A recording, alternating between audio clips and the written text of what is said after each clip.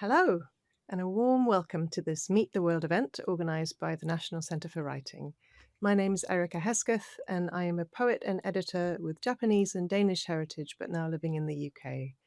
I'm really excited to be welcoming you to celebrate the launch of KANATA, a new series of chapbooks from Norwich's own Strangers Press. As I'm sure you know, Strangers Press is a publishing project at the University of East Anglia that focuses on publishing literary translations and international writing in innovative and creative ways. They publish very gorgeous selections from around the world, and their new series is no exception. It's a set of 5 fantastic books from Japan, and it's called Kanata, which translates as far out or beyond, but it also hints at a sort of nebulous liminality, which Stranger Press describes on their website, where you can purchase all 5 books. This chapbook series was generously supported by the Yanai Initiative, so huge thanks to them, as well as to the UEA, the Norwich University of the Arts, the National Centre for Writing, and GRRR Design. Tonight, we are joined by 3 of the translators on this wonderful series. Jessie Kirkwood, translator of Takiguchi Yusho's Kamachi and Pictures of Her. Yuki Tejima, translator of Wataya Risa's Then Why Ask Me to Come. And Daniel Joseph, translator of Machida Ko's The God of the Word. We're going to hear excerpts from the 3 books and have a chat about all 3, as well as the translation process. And the event will last around an hour. I'm going to briefly introduce the speakers and their books as they come to read. But first, I'd just like to say a big hello to everybody. Hello. Hello. Hi, Hey. Erica. Hi. So I think we're all calling each other from different places in the world. I wonder if you might just say where you are and where you are and what it's like outside your window right now. Jessie. So I'm in London, although I'm normally in Japan, but I've escaped the Japanese death summer to be to be in the capital here for a while. But we've just had a thunderstorm here, so it's the weather's pretty exciting here as well. Yes. Yuki, where are you? I too have escaped the Tokyo heat. I am currently in Los Angeles, where this is where I grew up. So my family still lives here, but I'm here just for the month of August. Sorry about just for the summer. I'm here for the summer. Yeah. Yes, the Tokyo summer is particularly aggressive. My mother messages me most days and saying it's 35, 36, 39. It's very difficult. Dan, where are you? I'm in Queens in New York City, where it's bright and quite warm today. Not as horrible as it has been, and not as horrible as Tokyo, but I'm glad to be inside. So Great. Well, it's really lovely to meet all of you after having read your fantastic translations. I wanted to ask first a question to all 3 of you, which is how you came to be involved with this project. Were the authors that you translated authors you'd worked with before, or how did Strangers Press come to collaborate with you on this? Jessie, maybe for you first. So the project's been quite a long time in the works, and especially in my case, this is a story and an author that I've kind of had quite a long connection with. Takiguchi Yusho is a writer he's quite special to me because he was the author I translated for a literary translation prize, which winning that prize is kind of what kickstarted my career as a literary translator. So he's always kind of held a special place for me. And then this story is one that's been through various, at least one of the 2 stories I translated for the chapbooks, Kamachi, has been through the hands of various different mentor figures, as well as my own, as we've kind of tried to hash out various translations of various bits of it. I started working on it back in 2021, I think, which just feels very strange to say. But when I was doing a mentorship with the National Centre for Writing, the Emerging Translators mentorship, and then that was with Polly Barton. Then it went through a phase with David Boyd and Asa Yoneda at the helm, and we kind of worked out a kind of David, Asa, and Jesse version. And then more recently, I've been had the pleasure of doing a similar process with Strangers Press directly. So both these stories have been through been on a whole kind of roller coaster ride to get here, but it's really nice to finally be able to share them. Multiple iterations. When we come to hear the text, I think that will be really interesting to bear in mind as well. Yuki, what about you and your relationship with text? Yes, this was my very first published translation. It ended up not coming out first, but it's the first project that I've ever worked on. So I too was in a mentorship at the National Center for Writing with Juliet Winters Carpenter. Um, but Wataya Risa is an author that I would never have dreamed of translating because she is such a big name in Japan. She is a popular, both popular and literally acclaimed writer, and I don't think that I would have had the nerve to say volunteer myself, "Oh, I would love to do a Watayarisa." So I was completely, just so exhilarated when I was asked by Asa Yoneda to translate this story, and I read it, and I it was so funny. My first read, I was asking her, "Oh, please let me, please let me translate. Are you sure that you can trust me with this?" And thankfully, um, she and David, who I worked with for a long time on this piece, they were wonderful and they really helped me through it. So I just feel lucky, just feel blessed that I was able to work on anything by Wataya Risa. And after having such a great experience translating her work, I do hope that moving forward, I'll have the chance to translate more from her. But so I've never met her. I hope that one day, um, I hope that this will lead to a meeting with her at some point. But for a first time translator, this was both intimidating, but because of its just voice and humor, I completely got lost in it. And I was able to kind of play around with it in the way that she does in the Japanese. So it was a complete honor and a blast for me to translate this piece. Yes, I hope it does lead to a meeting. It should. First of many collaborations. Um, Dan, tell me about your history with Machida Ko or with Strangers Press. Well, Masako, as you may know, was the singer of a seminal punk band called Inu. And I was a fan of his music, actually, before I even discovered that he was a writer. And when I did discover that, I picked up the first book I could find of his, which was Kiregire, which was actually the novella that he won the 2000 Akutagawa Prize with. And I decided I was going to start translating it. So I just sort of started for whatever reason. And some years later, happened to be at a translation event in Tokyo that he was the sort of keynote speaker at. And through his publisher, sort of his minders and my minders brought us together. And we had this kind of, it almost felt like a sort of samurai showdown, in Yojimbo or something in the middle of the street. It lasted for about 2 minutes. He's a notoriously standoffish person, and it was a very sort of aggressive encounter, but he apparently liked me enough to give me permission to translate that. So I published that, and I've done a couple other short stories, including one that I co-translated with the aforementioned Polly Barton. And David Boyd and Asi Oneda are collaborators of mine in other projects, and they invited me to join the series to do something by Machida. And I wanted to do this story just because I thought it was quite funny, but also I have, my training is in classical Japanese. So that's my background. So he writes mostly contemporary stuff. So sort of getting a chance to apply his sensibilities to classical themes was irresistible. So that's how I ended up here. Thank you. That's a mental image, the meeting in the street. Amazing. And with all three of you, how involved were the authors with the translation? I mean, in terms of their level of English or how interested they were to kind of be creatively involved. Did they just let you get on with it, or did they want to have input? Jesse.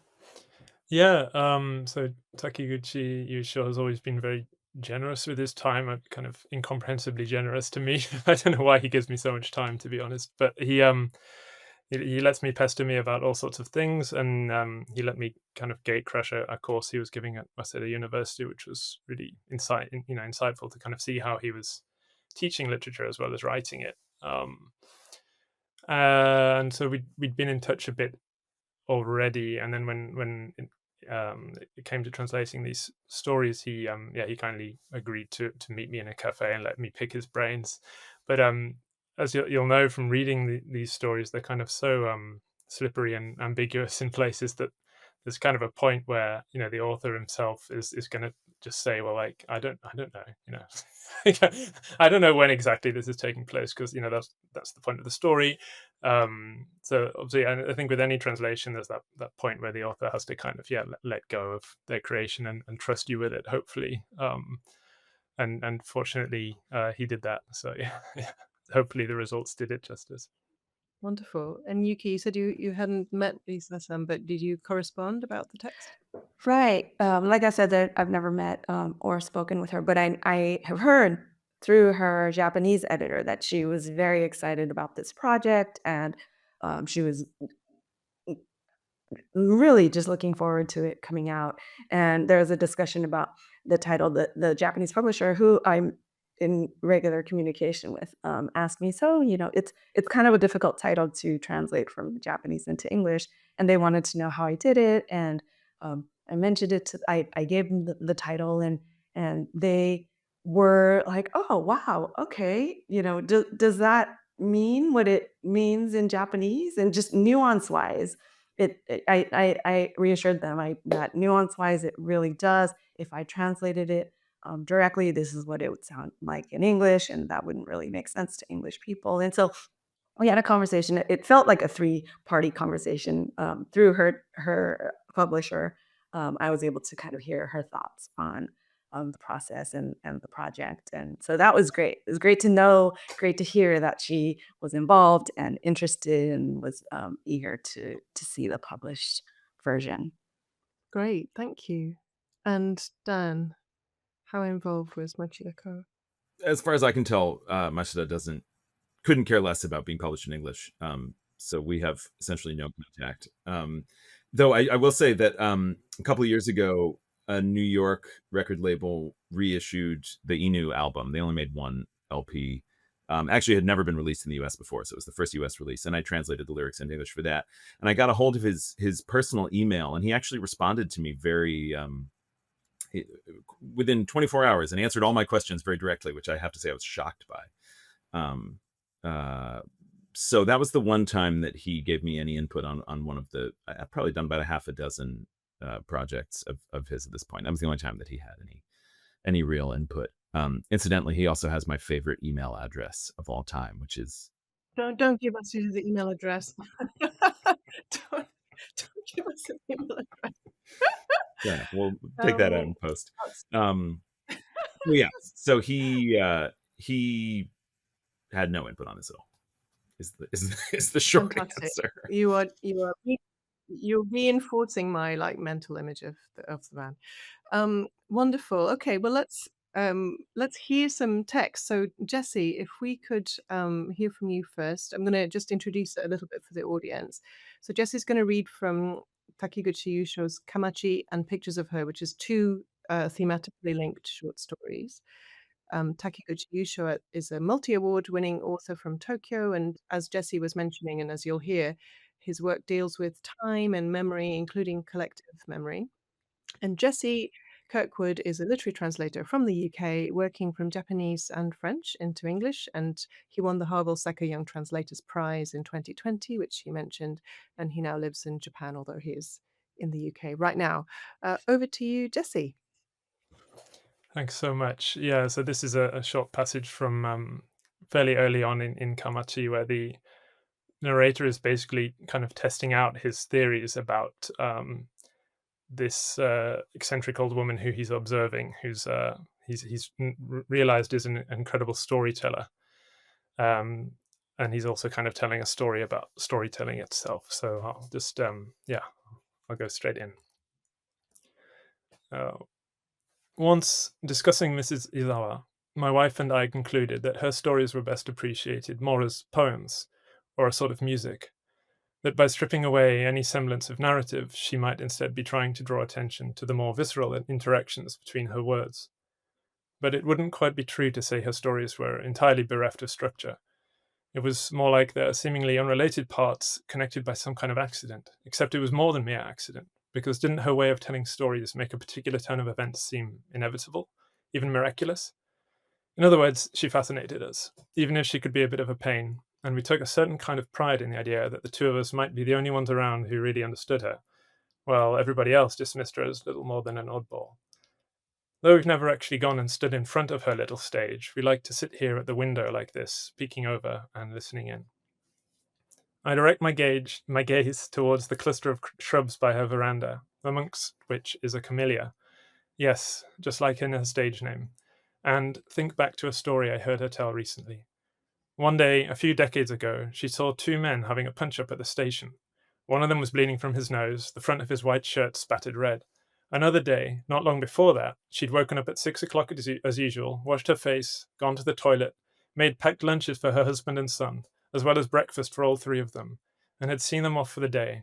And then it was time for the laundry, and it was around the end of March. Her son would soon be on his spring holidays, and the weather was good, so she stripped the beds, washed the sheets, and hung them on the washing line, the one over there in her garden. As the sheets began to dry, the weave of the crumpled fabric had gradually opened, revealing the red flowers of the camellia beyond, so that when she saw the bloodstains on the man's shirt, she was reminded of how those flowers had looked through the sheets that day.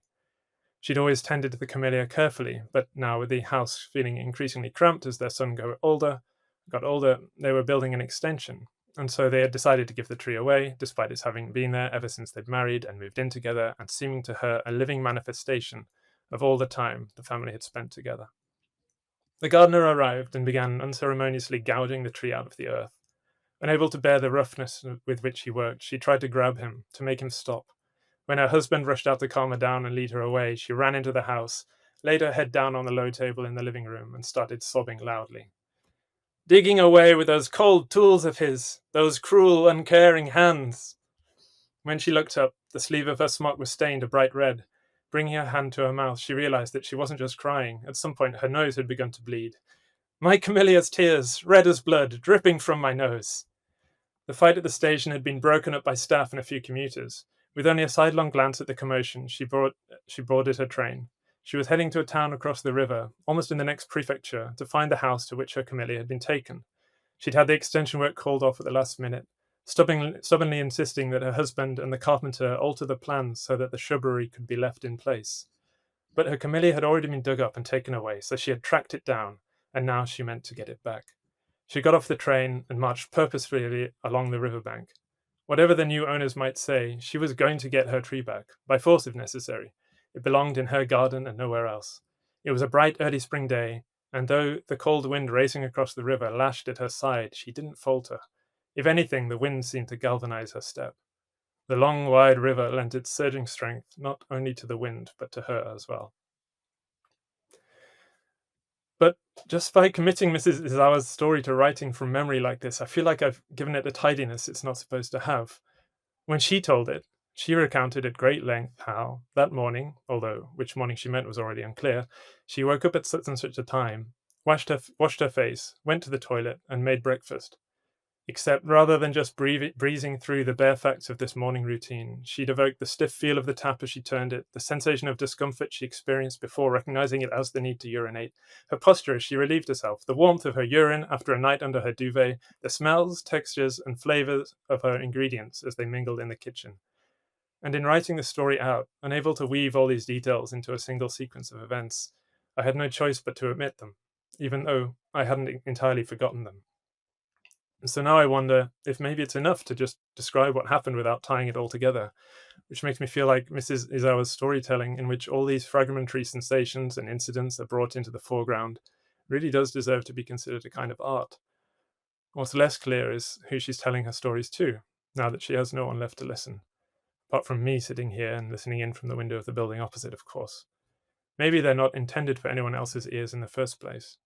Except for the coldest of winter days, her door is always left wide open, but the only creatures I've seen going in and out, aside from her, are the cats. Thank you so much. Ugh. It's so delicate and so rich, and even even more wonderful experience hearing you read it out loud as well, because you have the sense of the layered speakers. So thank you for that wonderful reading. this story, Kamachi, and Pictures of Her, which are two distinct stories, but once you read them together, you can't help but see the connections. They both seem a lot to do with the nature of memory and how the constructed nature of memory in the context of telling, whether to yourself or to somebody else. And when I was reading the stories and hearing you read them just now again, it brings to mind lots of things around, you know, narrative versus the vivid detail or the unreliability of memory or subjectivity of it. Um, and you mentioned that this was a theme in Takiguchi's writing, and having spent time with his fiction, could you speak a little bit more about this theme and how you've approached it? Yeah, I mean, absolutely. Thank you so much. And it's a pleasure to actually be able to read this out loud because, as you say, it does, I think, definitely add something to it, especially in a story which is literally about a an oral storyteller, and the narrator's attempts to kind of mimic her. Yeah, I mean, Takiguchi. I used the word slippery to describe his prose earlier, and I think slipperiness is a really good way into looking at how he thinks about time and place and memory and how those things kind of all bounce off each other, and how storytelling in itself is kind of one of the few ways we can kind of try and get back to things that happened in the past. Although often, in the telling, we find that things change and slip around, and that's kind of what he's also doing in his prose. So it's all very it can be sound very kind of cerebral, I guess, but it's really not. It's very playful. That's why I like the word slippery as well, because it's kind of fun, and it suggests occasionally maybe taking a pratfall, and it's the journey back into the past isn't this kind of smooth intellectual journey. It's a jagged one which throws up all sorts of things that you're not expecting. So his book, which he won the Akutagawa Prize for, is slippery in the sense that it's switching narrative point of view. I always think of it as a kind of like roaming camera, almost. That kind of like sense of multiple polyphonic narrators maybe coming in and out of the frame. Yeah, and in the in the in the second story, Pictures of Her, we have another first person narrator. Actually, all of these books have got first person narrators, but this first person narrator, the way in which we view the narrator changes over time as well, in terms of how we contextualize the story that he is telling us, and that gets affected as the story goes along, even in such a short space of time. But one of the things I really loved about reading all three of these books is how totally different they were from each other, like how tonally, subject matter, voice, everything were just partly what makes this such a great selection. I'd like to invite Yuki to give us a reading next, and we're going to hear an excerpt from Wataya Risa's Then Why Ask Me to Come. That's Yuki's translation of the title, and it's a brilliantly witty COVID lockdown barbecue story that takes a rather awkward turn for its dodgy narrator. Um, Wataya Risa is a multi-award-winning author from Tokyo. She was the youngest ever winner of the prestigious Akutagawa Prize. She's funny, feminist, unexpected, and yeah, you're in for a real treat in this very excellent translation by Yuki.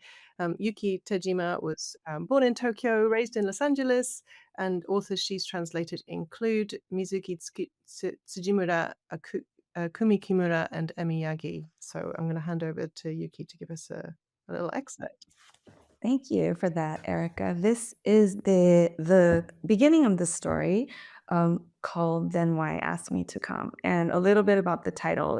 In Japanese, it's Kirai nara yobunayo, which is a kind of a harsh way of saying, like, don't call me if you didn't want me to come over. Don't invite me if you didn't want me to come.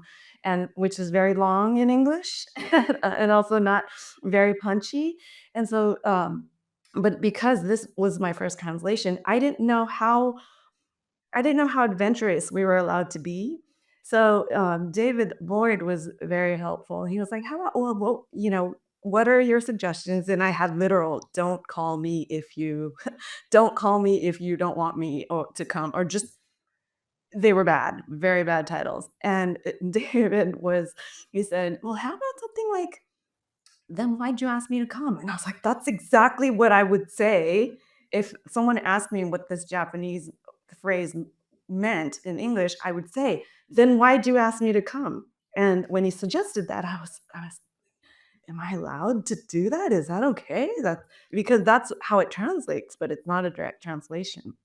So that was my first lesson. Actually, I was thrilled with the title. I was like, yes, that's great. And then it was okay. Then why'd you ask me to come, which is very American, or then why ask me to come, which is more British. And we went kind of back and forth um, with the title. But I'm very happy. This is how Kirai Nara Yobunayo, the Japanese title, would sound in English. Then why'd you ask me to come? So then why ask me to come? And this is the title story. This is the short story collection with 5 stories. And this is the title story. And this is the start of that story. Um, it is a husband and wife. They have been invited to go to a barbecue at a friend's house. But it's kind of not during lockdown, but kind of close to the lockdown being called off. And so everyone's kind of iffy on, are we supposed to wear masks? Are we allowed to gather? And then this barbecue takes a turn. But this is the beginning. And the narrator is the husband. The sun was blindingly bright. My prediction had been spot on as usual, and the rays were stronger now than when we'd left the house. Smart decision to put sunscreen on the back of my neck, an often overlooked spot. Kaede, on the other hand, had said the forecast had promised clouds all day, and she would bring her UV block umbrella just in case, but otherwise, she was all set.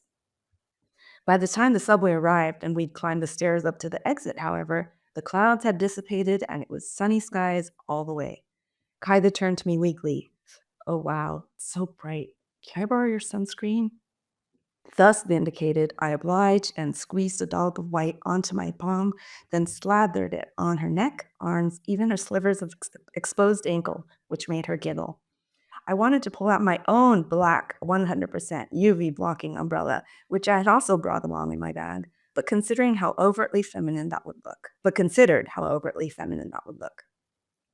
Lucky Kaede, who could whip out her sunshade at any time, come rain or shine, and not attract stares.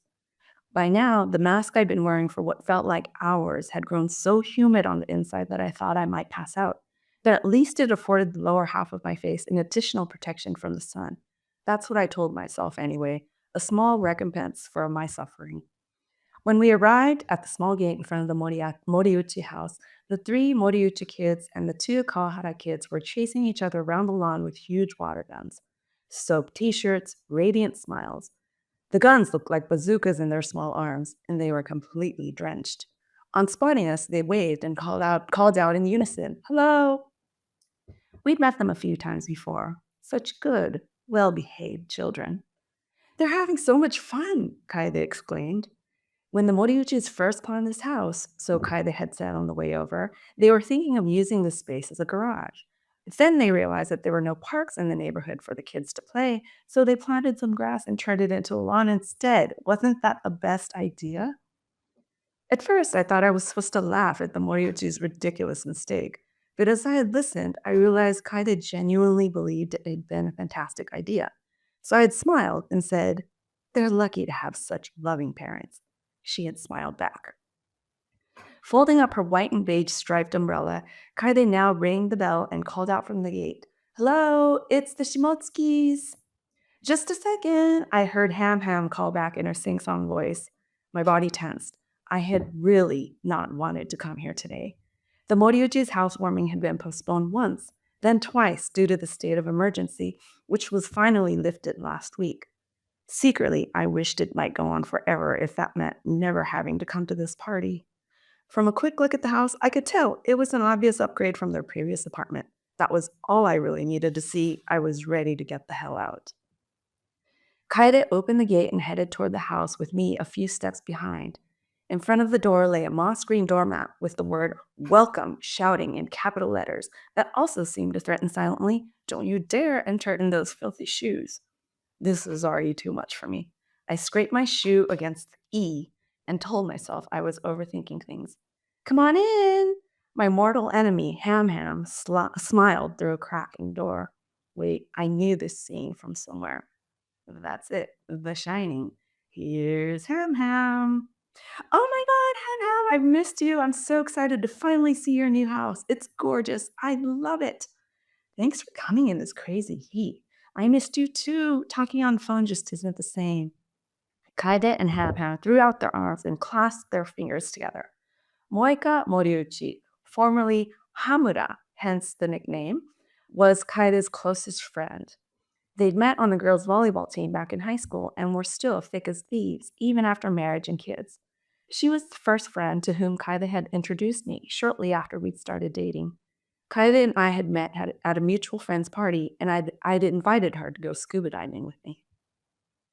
To me, Ham Ham was more terrifying than Grape King Enma, the king of hell himself.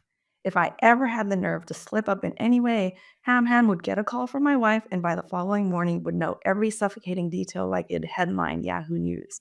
For example, once I'd pushed aside a few mushrooms, they're not my favorite, in a dish Kaide had cooked, only to then receive a bizarre lecture the following visit, not from my wife, but from Ham Ham, about how picky eaters missed out on much needed nutrients in what should be a balanced diet.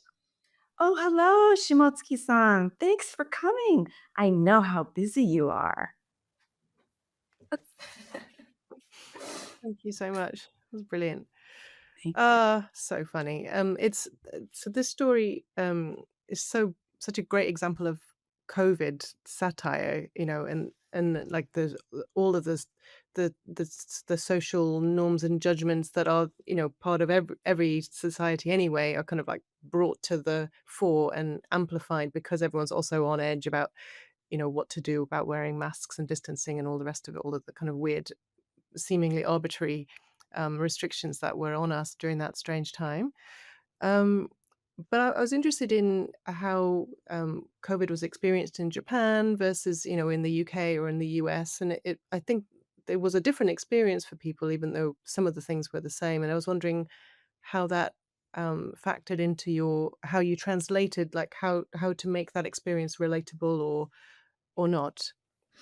Thank you for that question. When in March 2020, when the lockdown started to happen, I was actually in LA and I was locked down in LA for 6 months with my parents at my parents' place.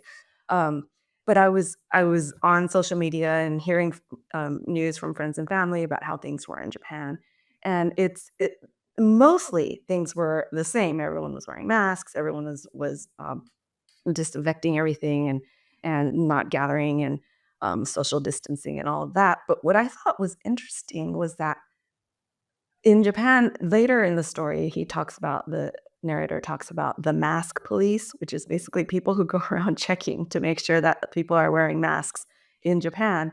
And if they make the person who's not wearing a mask feel bad enough, either directly by saying something to them or just kind of looming, just kind of giving them the eye, makes them feel bad enough that they either will just scurry home and put on a mask or just never leave the house until they no longer have to wear masks. And that's kind of the pressure, the social pressure that the Japanese have to live with or without a pandemic. And so what I thought was interesting was that this story actually makes more sense now to the rest of the world. I'm sure that the world can now relate to just the tiniest nuances and the way that that people can make you feel insecure. And this narrator who ends up he ends up showing how insecure he is, even though he is this handsome. He has women falling all over him, even after he's married. He knows that he's good looking and he's just charming, but he's so insecure inside, and that is probably a result of all of the social pressures. And what was interesting as I was translating this, it is now something the kind of the scrutiny that Japanese people have to go through on an everyday basis. People around the world can kind of now understand what it is that the Japanese put each other through.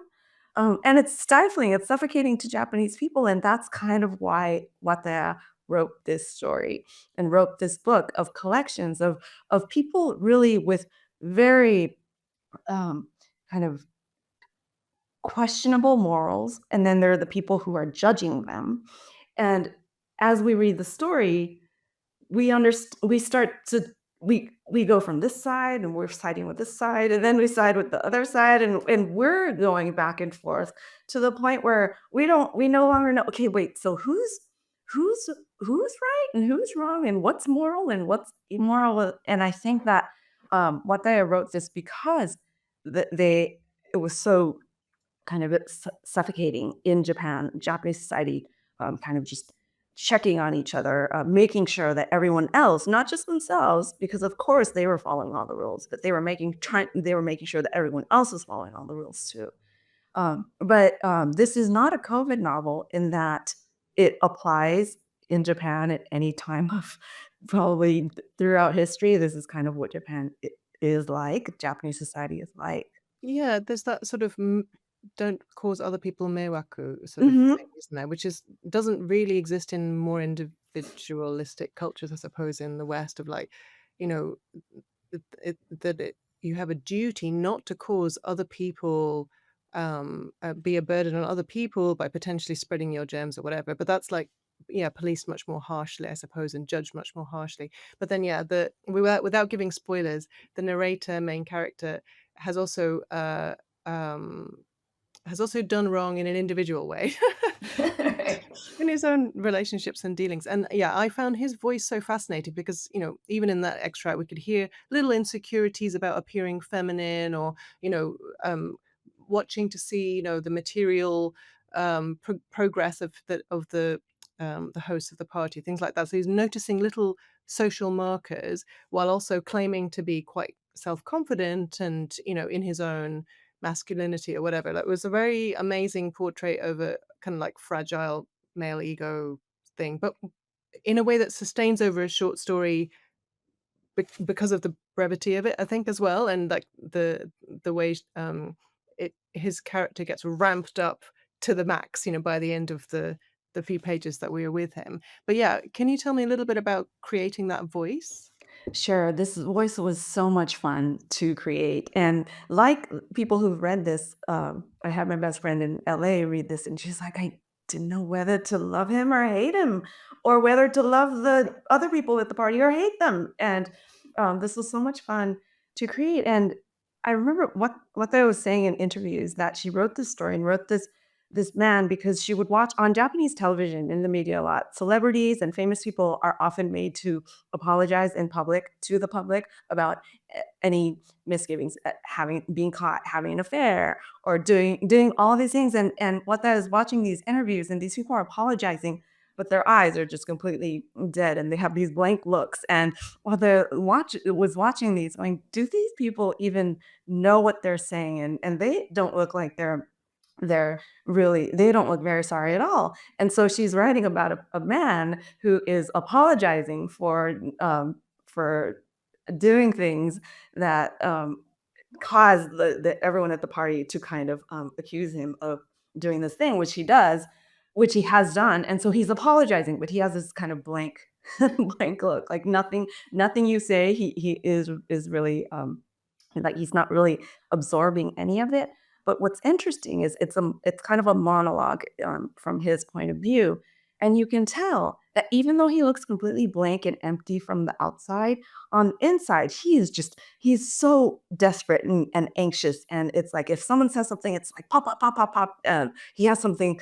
Even if he doesn't say it out loud, it's happening inside of him where he comes up with all these excuses, and all of a sudden he's ranting at everyone else, but inside of him.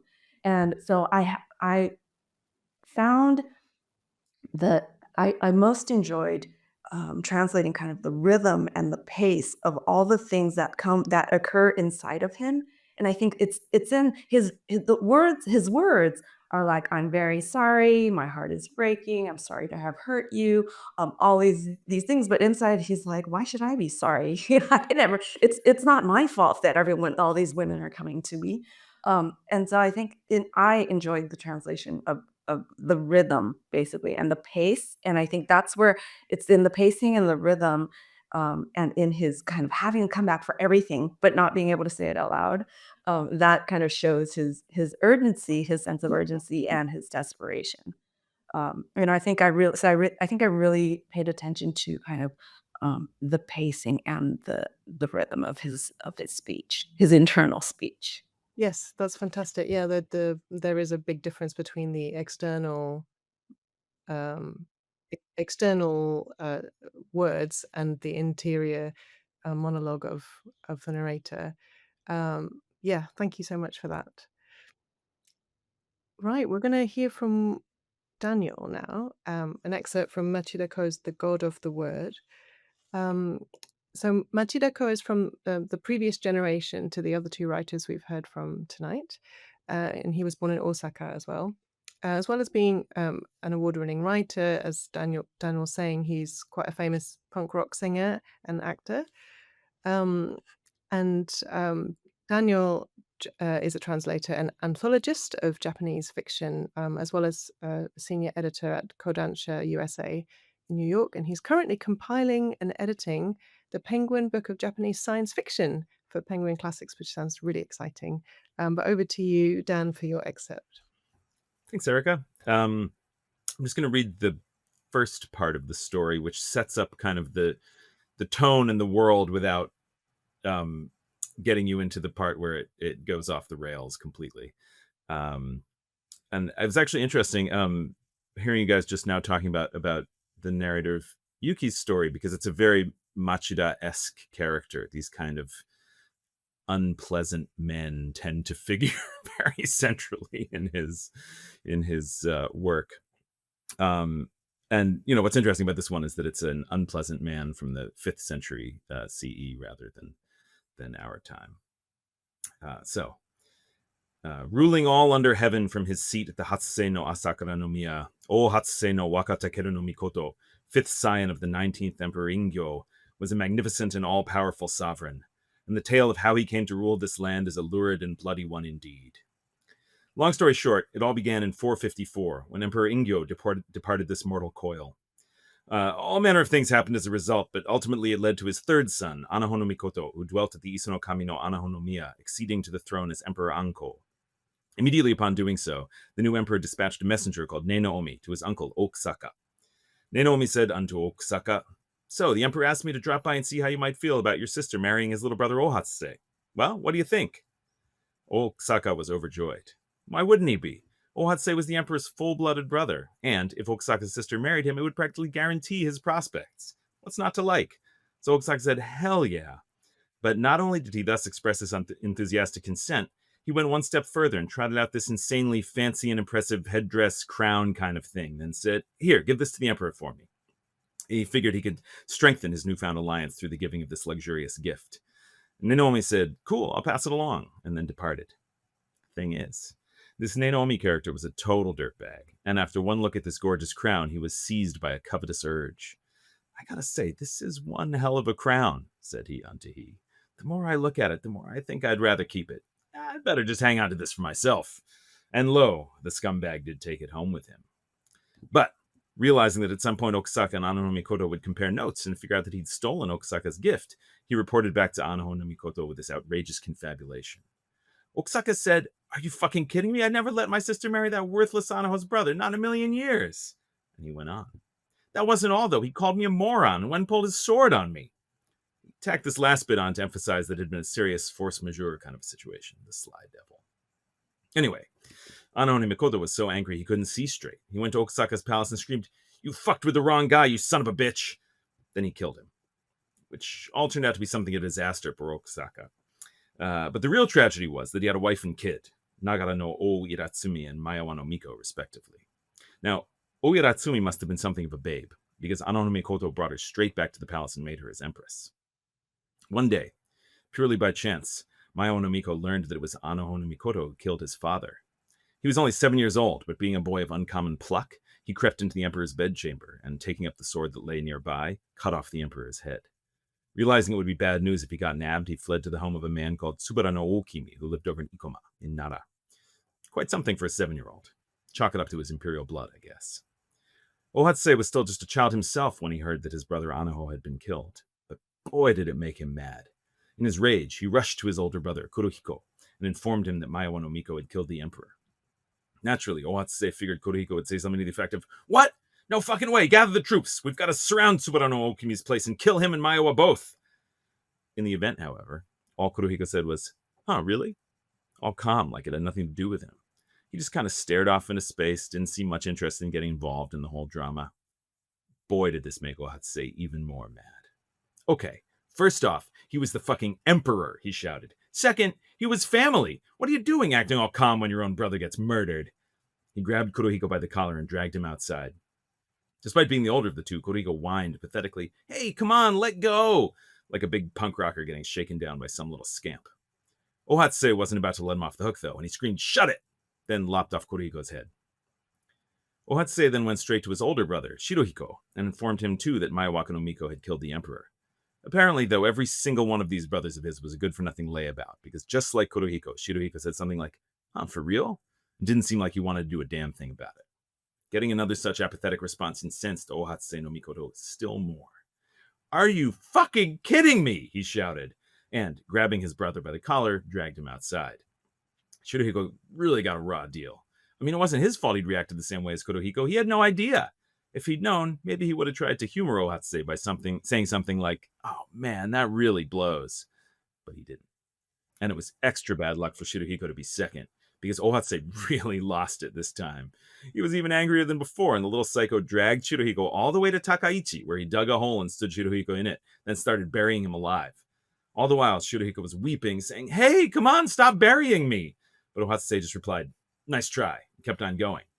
Then, when the dirt was up to Shirohiko's waist, the pressure must have gotten to be too much, because his eyes popped right out of his head and he died.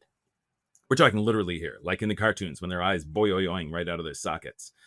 For any readers who would like to emulate this for themselves, I recommend asking whoever's around to hold 2 clementines up to their face. It was exactly like that, only a little more orange.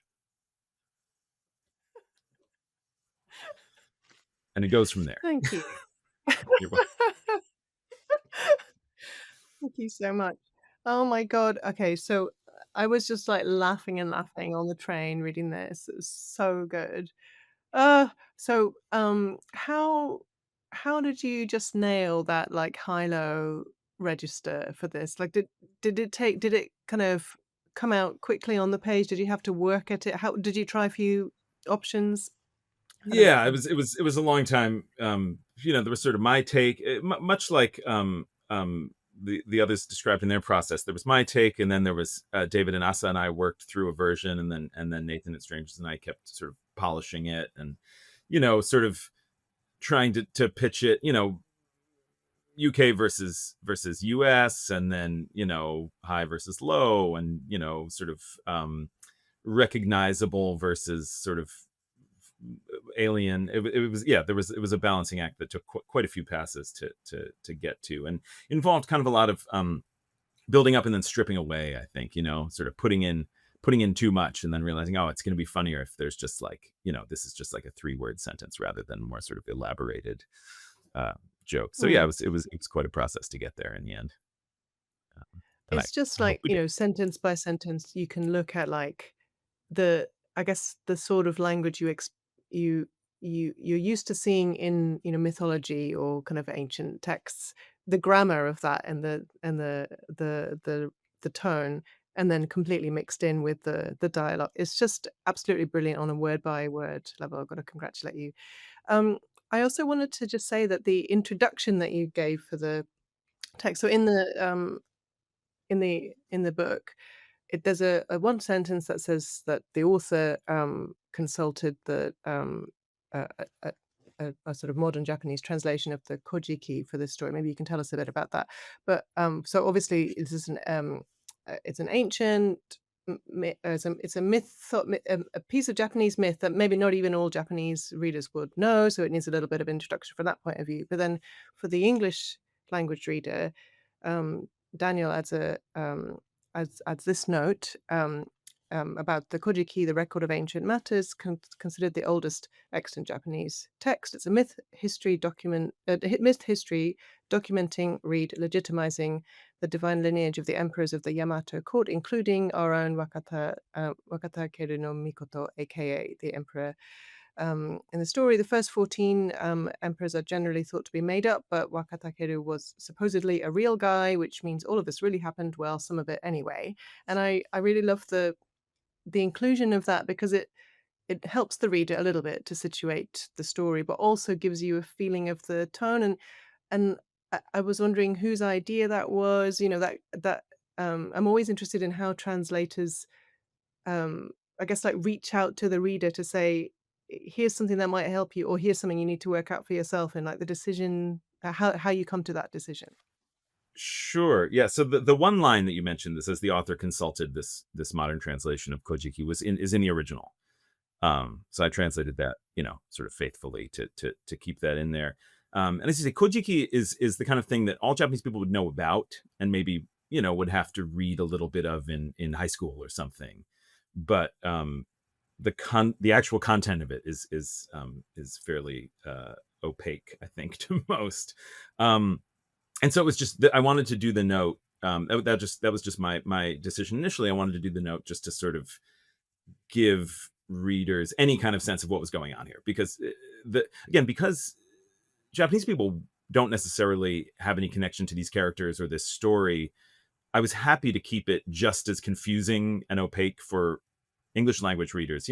This long string of names and places and sort of unrecognizable stuff, that's just as overwhelming for most modern Japanese readers. So I was happy to retain that, but just the knowledge of what Kojiki is felt like sort of important to put in there. It's this kind of myth history. It was an 8th century project. It was essentially sort of proto-nationalism. They wanted to legitimize their burgeoning nation state by saying, oh, hey, our rulers go all the way back to the gods. This is how we came to be in charge here. And that understanding I thought was important. And what Machida is doing here, and he did this with another story as well. There's a 15th century martial epic called Gikeki, the story of Yoshitsune, that he also did a similar sort of piss take on. And he in both cases mixes the humor in. And I think here, it's really taking that kind of nationalist project and turning it on its head, and sort of saying, this is just as ridiculous then as it would seem now, and people are just as terrible. That you can dress it up in sort of fancy words and call it ancient and important and sacred or whatever, but people are just as shitty throughout all of history as they seem to be now. Yeah, and there's an all-powerful god, the god of the title, who appears and starts wreaking havoc / doing deals with the emperor as we go along, and it gets more and more surreal. And that so it's the god is a god who can bring things into being by just saying the word. So it's not even a question of like telling what the future is, but like making it so, by speaking. And that starts out fairly benign and straightforward, but it quickly becomes completely batshit. And by the end, The we've only got word for all it. kinds of by the end, there's like I just love how it takes a completely mad turn, and by the end, we're receiving gifts from what I guess readers will recognize in like things from the 21st century, basically just being thrown in there. And there's there's a sort of sending up of the myth and the idea of these like heroic figures / kind of the like making fun of that whole way of mythologizing and telling story. But I felt like there was also something about contemporary society in there. Do you think, or am I reading too much? Yeah, I think Machida is What's sort he of doing? What's he doing? he's equal opportunity in his contempt. The modern people that sort of, spoiler alert, end up showing up. He's just as disgusted by them, I think, as he is by, the emperor. And so insofar as this guy Wakata Hironomikoto, or Emperor Yuryaku, was a real guy, he was in Kojiki, he's described as cruel and tyrannical. He's known as this kind of awful person. So Machida didn't make that part up. And there, even in Kojiki, there is the story that he meets this god called Hitokodo Nishi no Kami, and they go hunting together. But that's sort of where it ends. I think that he used that as the jumping off point to be like, well, this god has this kind of weird name. It's not explained what his powers are in Kojiki. So he said, oh, what would the powers be if you had this weird name? And then he just sort of uses that to then, unleash chaos on Japanese history. But I do think that it is this kind of, anti-authoritarian, anti-nationalist bit. And then I think it's also just kind of, equally mocking modern consumer culture and sort of profligate, wasteful, shallow attitudes. So it's all kind of in there, who knows if he even had that in mind? Maybe he was just trying to be funny. Exactly. Yeah. And I mean, it's very punk, I guess. It's really so and with a lot of funny, with a lot of comic fiction, when you start talking about it, you can end up making it sound more intellectual and heavy than it is. Like, basically, it's absolutely hilarious, and I really recommend it to everybody, as I would for all three of these books. We're coming very near to the end of our time. An hour goes by very fast when you're talking about really great books like these. I just wondered if you could each share, because there might be budding translators here in the audience. I expect there are, including those working from Japanese. So I wondered if you had a very quick piece of advice for anyone starting out in your field, to give them encouragement. Maybe Dan, we'll start with you. Sure. I'll approach it from a side that has nothing to do with translating itself, which is to say that, like anything else, it's a business and it's a world and it's a group of people, and meeting people, I think, is the most important thing you can do. So go to events, go to translation events, go to readings, introduce yourself to people. If you want to get involved in the world of translation seriously, then you do need to sort of become part of that world. And I think just putting yourself out there and meeting people and attending as many events as you can and so forth is really the way to do it. There are contests, mentorship programs. I think Yuki and Jesse, you both can speak to that as an experience. But so there are these avenues in. But I do think just sort of insinuating yourself into the world of translation as much as you can is a really good idea. That's a great tip. Thank you. Yuki, what about you? I absolutely agree. Ask if you don't feel like you have enough to talk about with these people that you're meeting. Just ask questions, because people tend to be very generous, advising you.